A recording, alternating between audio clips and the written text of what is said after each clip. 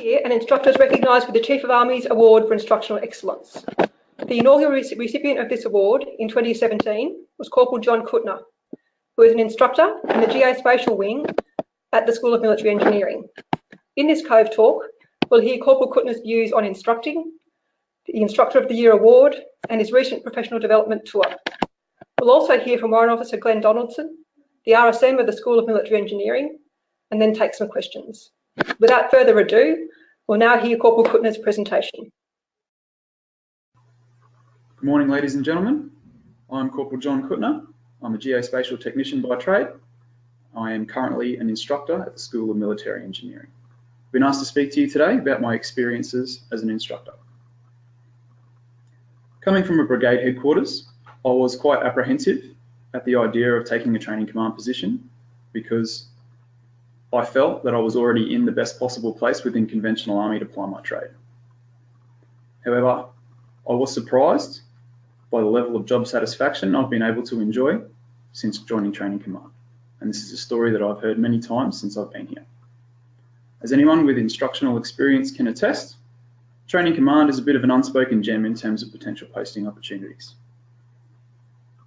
I've enjoyed a level of autonomy here that I have not experienced before.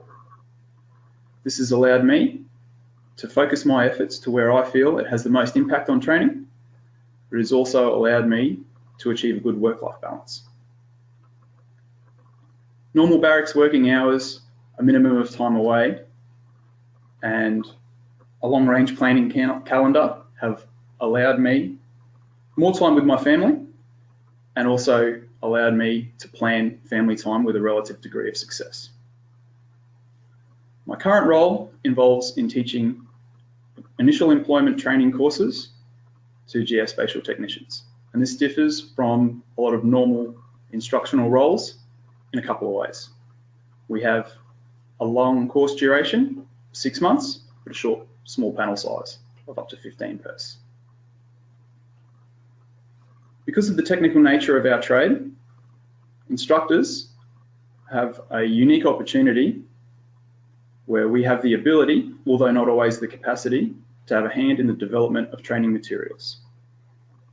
Broad teaching points allow us to amend, add or subtract subject matter within lessons or assessments in order to keep training relevant. This obviously keeps everyone busy. However, it not only allows instructors to keep up with technical advances, but it also affords us the opportunity to impart personal knowledge and experiences to trainees, giving context to the course.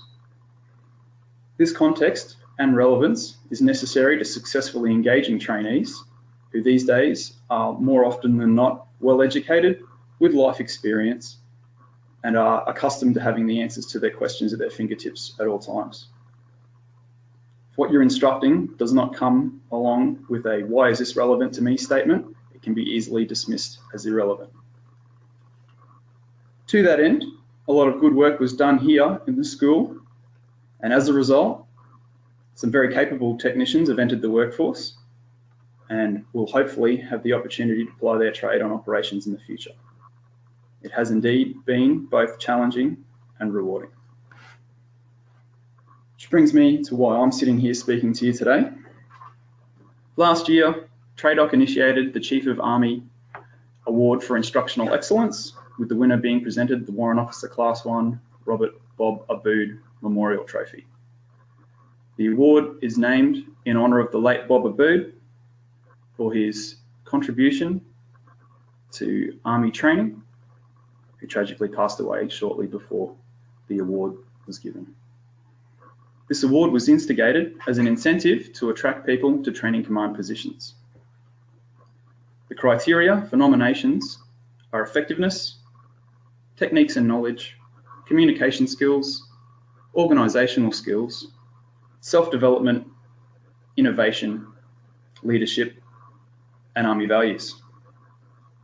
I was fortunate enough to be nominated and chosen to receive this award last year, which came as a surprise to me because as far as I was concerned, I was just doing my job. The prize for this award and the incentive I referred to earlier is an international professional development study tour to a location of your choosing. The award was presented by the Chief of the Army just prior to end of year stand down last year, giving me the entire leave period to come up with a plan of my own design.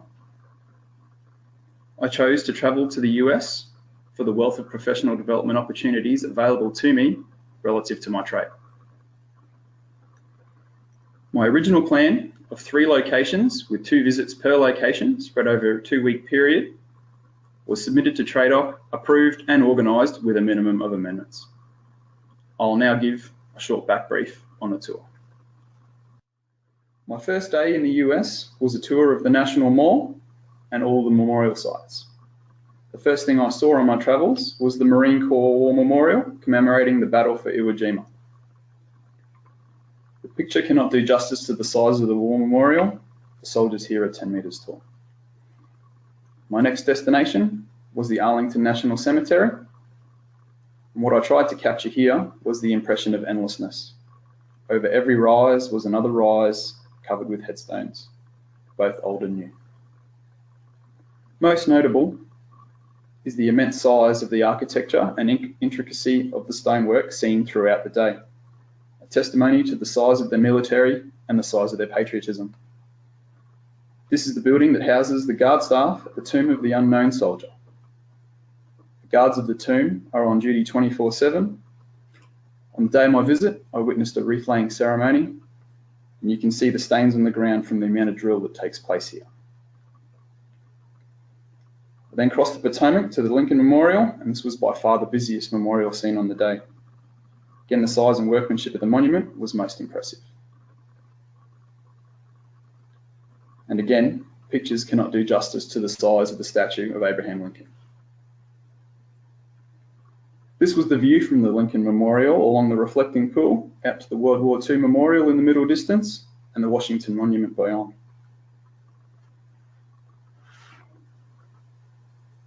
The World War II Memorial was the next destination along the mall, with numerous intricate stone carvings embedded with detailed bronze castings around a central fountain. Here you can see the size of the monument in its entirety with the Lincoln Memorial in the background. Again, it's hard to do justice to the size of the Washington Monument in a picture. Those are full-size flagpoles that you can see surrounding the base. The Vietnam Veterans War Memorial, there are some detailed statues of soldiers who are overlooking the immense wall engraved with the names of the fallen. And I also managed to fit in some tourist-related sightseeing, the Smithsonian and the museum around the National Mall. My first escorted visit was to the US Army Geospatial Center in Alexandria, Virginia. It's a squadron-sized element, predominantly civilian. I chose to visit this unit to find out what support they provide to the US Army geospatial capability. The AGC coordinate geospatial information standards and develop geospatial systems, including the United States Army Common Operating Picture. I spent a half a day here and discussed many aspects of the trade, and the key thing I took away was that although their geospatial community is much more mature than ours in terms of manning, funding and technology, the main challenges they face are very much the same. Connectivity of systems, security overclassification, interoperability of systems, bandwidth constraints, size and deployability of equipment, and the management of customer expectations. That evening, I flew out to St. Louis, Missouri, and the next day, I visited the National Geospatial Intelligence Agency, West Campus, St. Louis. Due to security protocols, this is as close to NGA as I could get with a camera. This organisation is arguably the pinnacle of the coalition geospatial community. I had a very busy visit and I was shown a great many things, which I found both valuable and enjoyable for many reasons. The key thing I took away was that the vast spectrum of different capabilities that are organic to the organisation and both their ability and capacity to directly support defence and operations. After NGA, I was able to spend the weekend in the St. Louis area, taking in a ball game, doing things that tourists do, and seeing the sights, before driving 2 hours out to Fort Leonard Wood to visit the US Army School of Engineers. The size of the facilities at Fort Leonard Wood are like nothing seen here. There are more people on this base on any given day than there are in our entire force. I had the opportunity to visit the Engineer Museum before visiting the Brown Hall and interacting with some of their trainees in the classroom.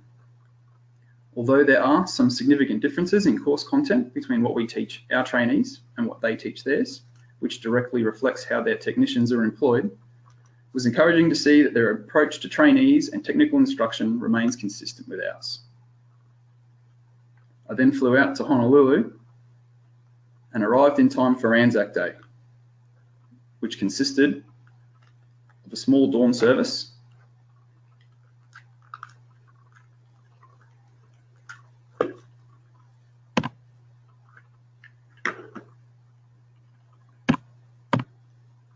held for the Australian New Zealand service members posted in Hawaii at Diamond Head Crater, which was followed by a friendly game of 2-up. At 10 o'clock, I attended the official Anzac Day ceremony at the National Memorial Cemetery of the Pacific, hosted with a Marine Corps Honor Guard. And like all American memorial sites I've visited on my tour, some very large and impressive stonework. Speaking to my geo nerd, intricate stone mosaic maps depicting major battles within the Pacific Theatre during World War II and in Vietnam.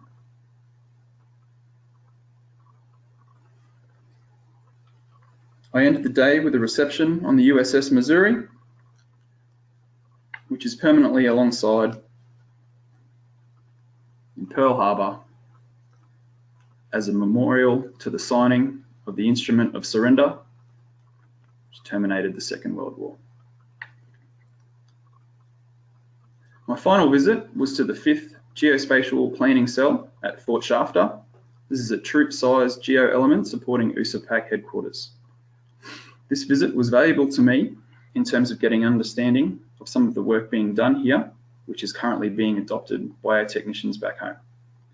Once again, it was reassuring to discuss the trade with technicians in direct support of our headquarters and confirm that the challenges we face are much the same, indicating that the challenges we face in supporting force elements are inherent to the coalition geospatial community and not necessarily inherent to the force.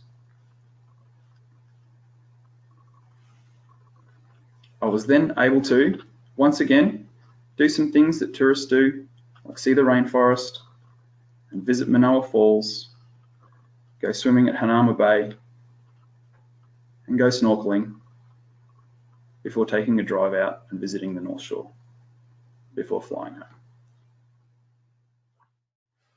As you can see, this prize represents a very rare opportunity to have carte blanche to plan and execute an international business trip with a good amount of time built in to see the sights.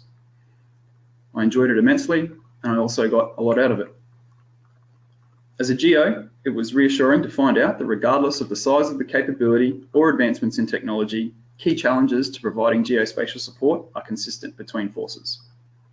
As an instructor, it was validating to be able to observe training and witness a lot of similarities between my thoughts on effective geospatial training delivery and the thoughts and practices of our US counterparts.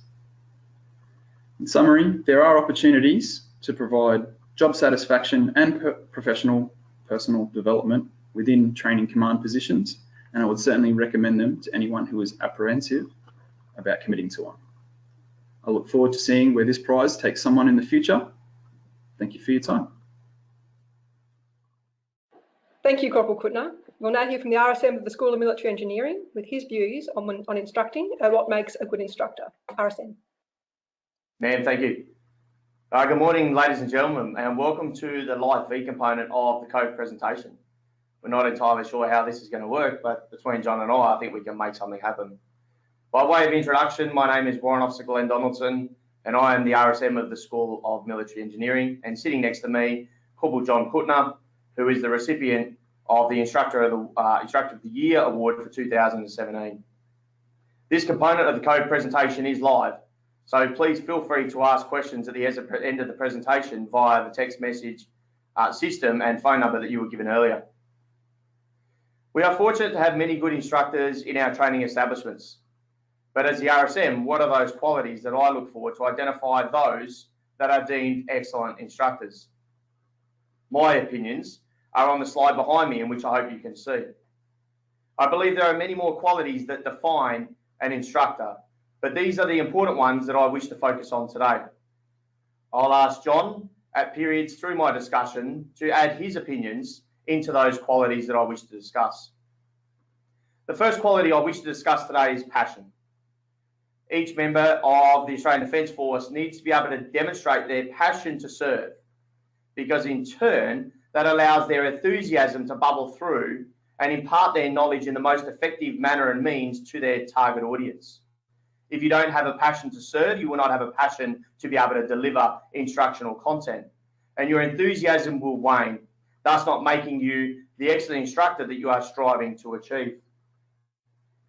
You need to be able to demonstrate an ability to communicate. Communication takes place in all forms: reading, writing, listening, and speaking. And I really want to emphasize two areas of communication. The first one is listening. In order to be an effective instructor, you need the ability to be able to actively listen to your participants or your students. Listening is an important trait of the instructor. It allows you to understand questions. It allows you to understand the individual. It allows you then to be able to interpret those messages and concerns of the individual into the speaking form. If you do not have the confidence nor the ability to stand up in front of your target audience, then I ask you to go away and work on it. Ask for your staff and your peers to assess you in your delivery manner. Have big shoulders, broad shoulders, and understand that the critiquing and the guidance that they offer you is only for your benefit. But if you cannot publicly speak, there are opportunities for you to go off and conduct self-development. And I would ask you to go off and do that. Yeah, so in terms of communication, I think the most important thing is the listening piece you spoke about, and the trainee's willingness to approach an instructor with a question. If trainees aren't willing to approach and ask you questions, then there's questions left unasked, answers left unsaid, and they can slide behind in training. Yeah, absolutely, John. I certainly agree. I guess that when you talk about asking questions, and whilst we're talking about the speaking form of communication, there is no such thing as a dumb question. And I'd like to throw that one out there, because I hear it too often of people that are too ashamed or too scared to ask. But I can assure you there will be other members inside of the audience that will have the same question. So don't shoot down the individual that asks what may seem to be a bit of a useless question. Take the time, listen, engage, and provide the appropriate response. I want to focus on the the third point that we spoke about, which is that compassion and empathy. I guess each soldier is different and unique in nature, and each will have their own traits and qualities. And whilst I appreciate there are times as an instructor that you need to be the individual that is out the front, leading, being the bull-nosed approach to how you facilitate your content, there are certainly going to be times where you need to take a calmer, more methodical approach and understand what it is that that individual may be going through. We can't just stand at the front and be a robot and deliver. It comes back into the point we spoke about before, which is our ability for communication, that active listening component. There will be times where you need to show compassion because you don't necessarily know how an individual is dealing with what is happening in their life, or some of the difficulties and problems they may even be facing through the training content that you're delivering. But I just ask that we take that step back and show a little bit of compassion. And if you can relate, then show some empathy towards what the individual may be going through. I'd like to focus on the next point, which is technically proficient. I think it goes without saying that your subject matter is absolutely important. If you don't know the subject matter that you're being asked to deliver, then like we said in communication, ask questions. There's no harm in going up, asking a peer, asking a superior, even asking a subordinate on what their interpretation is on the content that you're about to deliver. Because let me assure you, if you are standing out the front and you don't know the content, it is plainly obvious to the individuals that are sitting there listening to you to deliver that content. And there is nothing more embarrassing than having people sit in the target audience rolling their eyes, thinking this individual does not understand what he is talking about. So don't burn your credibility. Take the time, invest in the subject, understand and know the content, and that will in turn make you a better instructor. My next point on the board is flexibility. And I guess like we've just demonstrated, the flexibility through live technology is causing us to work out means in how we're going to deliver this package. But hopefully some of you can see us and you can see my points, and some of you will be able to hear what I am talking about. You need to have flexibility in the plan. You need to remain completely flexible, because those constraints, whether it be resources, environment, and those things that are imposed on you that are out of your control, well, therefore you need to have and develop the plan B. What does it actually look like? So today our plan B is we're going to keep talking, and hopefully you can hear us, and if you have any questions then you'll reach out later. But I'll share with you an example of flexibility. In a previous life I was an RI down at Kapuka. We experienced a typical summer, good old 43 degrees on a parade ground. The widget is in place, which only allowed us to do 10 and 50. So therefore, how did I maximise my time and maintain the flexibility? Well, I was fortunate enough that I was there when the wets had just been opened, a great air-conditioned facility, and so I took my section into the wets facility and taught salutes at the dot. It's about remaining flexible, understanding what you can and what you can't do, and what is within your control. I then ask you to think about the next point, which is balance. And I really want to focus on balance here of what is family versus work. I think it goes without saying that if you have a work balance, a work environment that takes you away from being home, then inherently those problems that you experience will be transferred to the home environment. And therefore, if you're at home and the balance is not quite right there, then you're going to bring those problems that are associated with the home life back into work. I can assure you that we remain flexible, as is the point above, in relation to how we manage our individuals.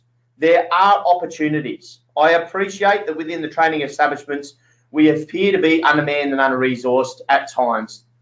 But there are always opportunities, if you work with your chain of command, to find what is considered the appropriate balance in your work and your life. You just need the opportunity and the gumption to come forward and speak to your chain of command and inform them of the challenges that you are facing. But as training establishments, we need to hold on to that finite resource. That is you, our people, our instructors. And I need to ensure as an RSM that we create the balance across the work environment so that it doesn't transcribe into what is affecting you at home. Yeah, look, I mentioned balance in my previous talk, and I've been able to achieve good work-life balance in my time here, and that not only helps at home, but it also allows you to keep that passion going that you spoke about earlier. So if you're well rested and you get good life balance at home, then you're not flogging a dead horse when you come to work. You've still got what's required to deliver. Yeah, fantastic. My next point that I want to focus on is understanding your environment. And what I mean by environment, I guess, is the audience in which you are to present information. It really comes down to knowing your students. Know your students, know what motivates them, know how to best impart information so that they can learn.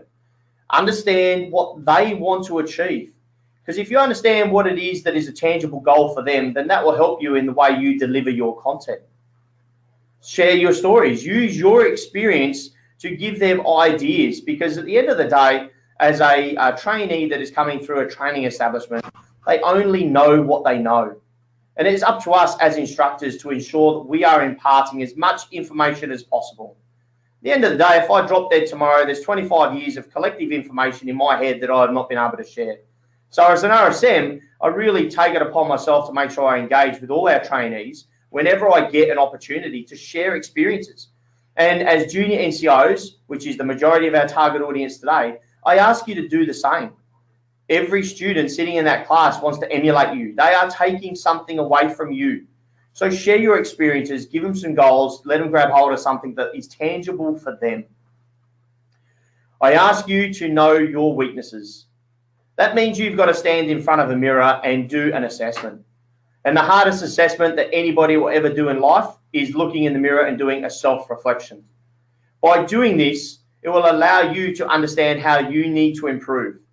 There are many resources out there with inside the greater ADF, but also those that are outside in our civil communities that will allow you to go through an element of professional development. But the only way you will be able to reach out and ask for that assistance is by doing that honest assessment, looking in the mirror and identifying, where do I really stand? If I am not confident in the way I deliver my messages and my themes, then get up and practice, do rehearsals. We've always spoke about time during rehearsals is seldom wasted. So I ask you to stand up, do it in front of a target audience, and as I said before, use your peers, use your staff, but expect that you're going to get some feedback. Feedback doesn't always have to be negative. There is always something positive that will come out of it. But I ask you to develop yourself, work hard. And the last point that I want to focus on, which is for the qualities of an instructor, is be humble. I can assure you that within every target audience that you speak to, there is always someone in that room that is smarter than you. Be humble in your approach and deliver your message in the best way you can physically deliver that message. And if you don't know something, then don't try and MSU, all right? Don't make that up. Simply go away and take the time, do the research, and come back and deliver the right message. Answer the question that's been put in front of you. You aren't the smartest, and nor are you expected to be the smartest just because you're an instructor out the front. I would suggest that we start to think about the way you deliver your message. It's not about standing in front of a PowerPoint presentation and belt feeding information. To be an effective instructor, teacher, or mentor, you actually need to engage with the individuals. And whilst I appreciate there are times when you do need to stand out the front, have the bullnose approach and just deliver, to be really effective means that you've got to stand back and listen to the effects and those questions that those individuals are asking of you. And as I said, if you don't know, then don't worry about it.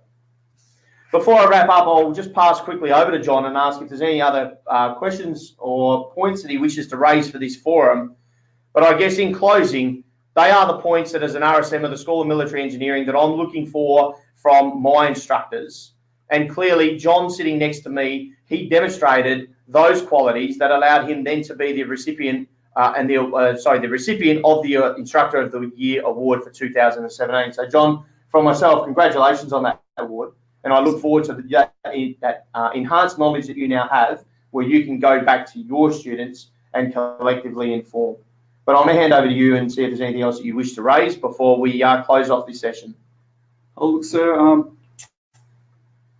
Last year was a very busy year for me, and my goal was just to turn out some good technicians that I would happily have as my diggers in the future. So that was my drive for the year, and I feel that we achieved that, and it's nice to get some recognition for that. The big takeaway was a fantastic ProDev tour overseas, and that's just given me some more perspective and context about how the US do business, and I can bring that back into training and give that some relevance and context. Yeah, fantastic. I guess I'll leave you with one parting thought. If you're in a training establishment, it is up to us to ensure that when the student leaves our environment, that they are job ready. That is what we are tasked to do. So in order to make someone a well-rounded individual, then I ask you to show that little bit of compassion, show some empathy, be open to engagement and opportunity to discuss. Ladies and gents, they are my, 9 qualities that I'm looking for that define the good instructor through to being an excellent instructor. I now invite the audience to pass through their text messages of questions so that we can attempt to answer them. But again, if not, I will get back to you. So, ma'am, over to you.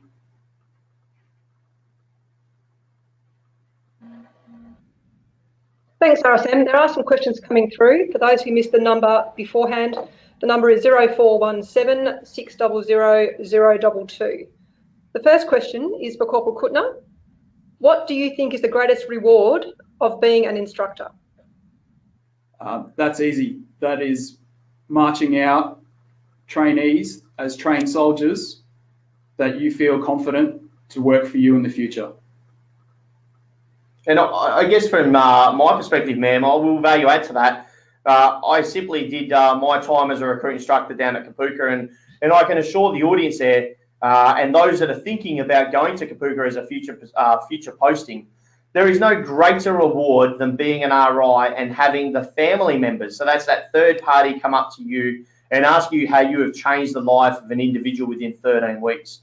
They had 18 years to attempt to try and shape and mould an individual, but our training system has allowed us to redevelop that individual within 13 weeks. So to receive the accolades from the parents of the loved ones, to come up and ask you, how did you change that individual? That absolutely is where job satisfaction lies in terms of those individuals that are thinking of going to Kapooka.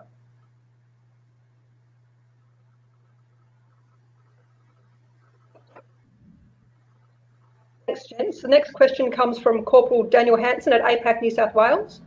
He says, John, what challenges do you face bonding with and leading a small group of trainees over such a long period of time?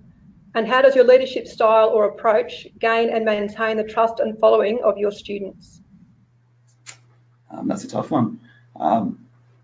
Challenges, I feel, over a long course duration with a small panel, familiarity can be something that you've got to be very mindful of.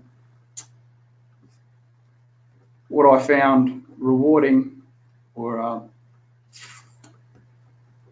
most satisfying is having that rapport with them so that they feel that they can approach you with not only their admin problems, but their technical questions mostly, which can be quite often and can be a little bit different for each trainee. So when I know that they've got the trust and they feel comfortable enough to approach me with question after question, time after time, even if somebody else has already asked a very similar question, I think that's the most rewarding part.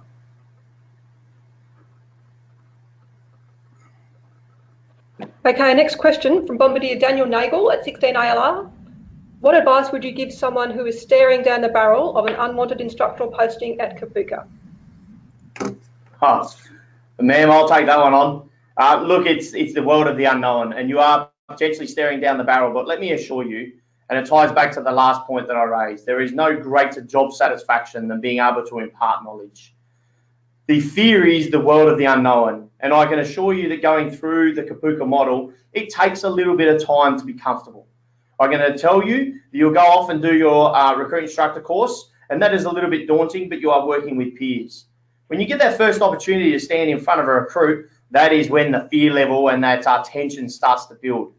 But rest assured, that does disperse after about your second and your third platoon. First platoon, very apprehensive, it's a world of unknown, you don't know what's going on. The second platoon, you're starting to invest and understand the program, and by the third, you are now comfortable, and it really is then starting to build on your delivery methods. So let me assure you that taking a posting to Kapooka is one of the best things you can physically do for your career. It will round you out, it rounds your profile, and will, I guarantee, set you up for success.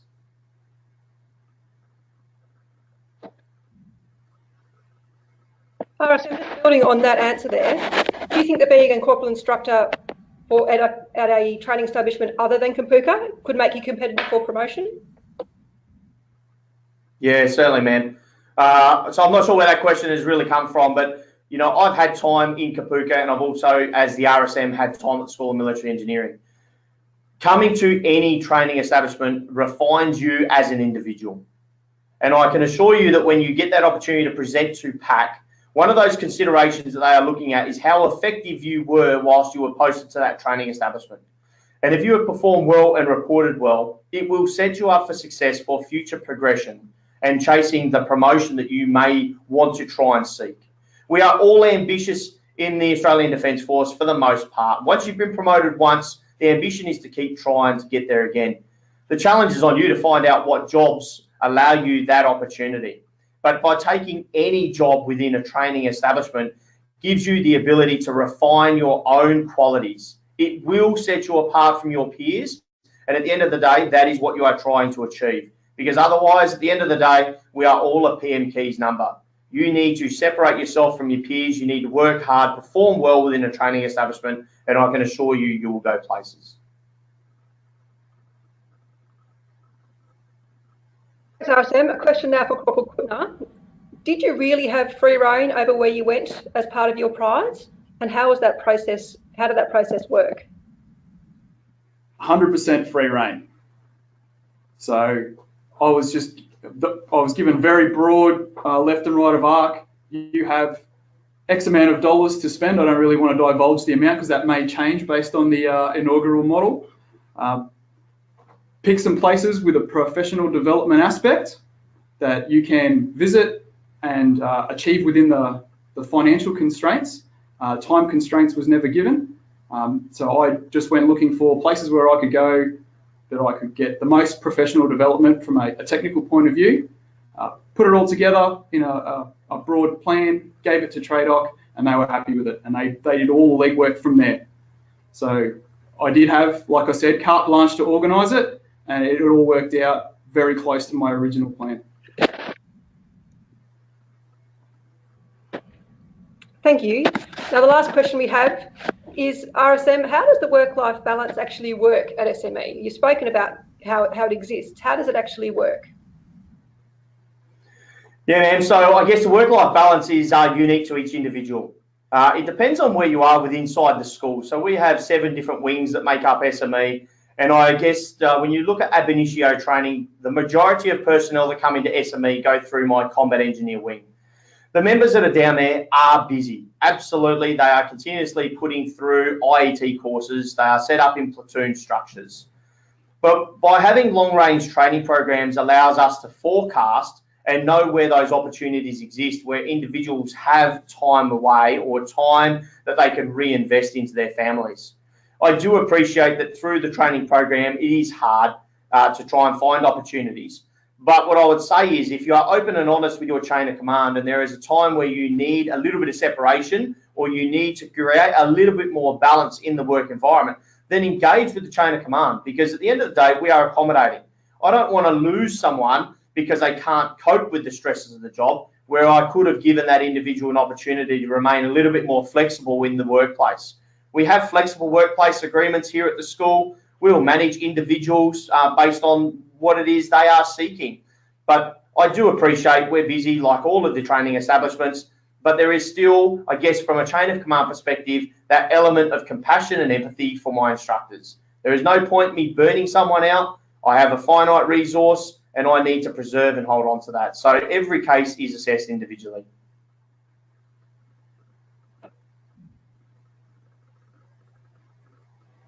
Thanks, gentlemen. On behalf of the Cove team and everybody that attended today's CoveTalk across Army, I'd like to thank you both for your outstanding presentations. No doubt they'll generate a lot of discussion in various locations around the country after this webinar concludes, and we really appreciate your time. Ladies and gentlemen, thank you for your attendance today. We recommend that you all consider and discuss the insights that have been provided in today's presentation. Perhaps think about the benefits that an instructional posting would bring to your professional development, or the differences between instructing and teaching, or the relationship between teaching and leading.